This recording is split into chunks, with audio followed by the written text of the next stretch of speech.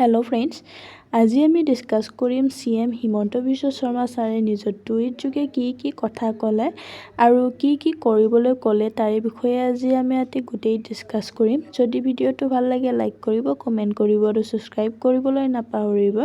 ইয়াতে কোৱা হৈছে যে আগষ্ট মাহটো বহুত স্পেচিয়েল বুলি কোৱা হৈছে, কাৰণ ইয়াতে বহুতো লোকে বহুতো কিবা আপোনাৰ আঁচনিসমূহ লাভ কৰিব বুলি কোৱা হৈছে।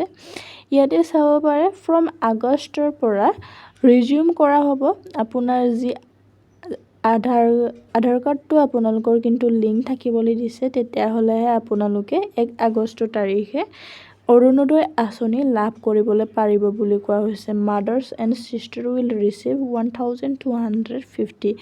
এই আঁচনিটো আপোনালোকে অৰুণোদয় আঁচনি হয়। ইয়াতে আপোনালোকে 1250 ৰুপিজ কৰি আপোনালোকে লাভ কৰিবলৈ পাৰিব 1 আগষ্টৰ পৰা। কিন্তু ইয়াতে আৰু কোৱা হৈছে যে যদি আপোনালোকে ফ্লাড এফেক্টেড এৰিয়াৰ পৰা আপোনালোকে বিলং কৰে, তেতিয়াহ'লে আপোনালোকক এইবাৰ 2500 কৰি দিব বুলি কোৱা হৈছে। আৰু চৰকাৰে এইবাৰ অৰুণোদয় সহায়কো ছাপৰ্ট কৰিবলৈ আপোনালোকক দিব, কাৰণ বহুতৰে কষ্ট হয় যে কি কৰিব লাগে, কেনেকৈ কি কৰিব লাগে সেইবোৰ বেছিভাগে নাজানে। সেইকাৰণে এইবাৰ চৰকাৰে অৰুণোদয় সহায়ক হিচাপে এজন দিম বুলি কোৱা হৈছে। তাৰপিছত আহিছোঁ আমি নিযুত বাবু আৰু নিযুত মইনা আঁচনিৰ বিষয়ে। এই নিযুত বাবু আৰু নিযুত মইনা আঁচনি তাৰিখটো ভালকৈ ঘোষণা কৰি দিয়া হোৱা নাই, কিন্তু আগষ্টৰ ফাৰ্ষ্ট উইকতে আপোনালোকৰ যি ফৰ্ম ফিল-আপ আৰম্ভ হ'ব, তাৰপিছত আপোনালোকৰ পইচাসমূহ আপোনালোকে পাবলৈ পাৰিব। We aim to provide financial support for over 300 crore মোৰ ষ্টুডেণ্টক দিম বুলি কোৱা হৈছে to more than 5 lakh students in October.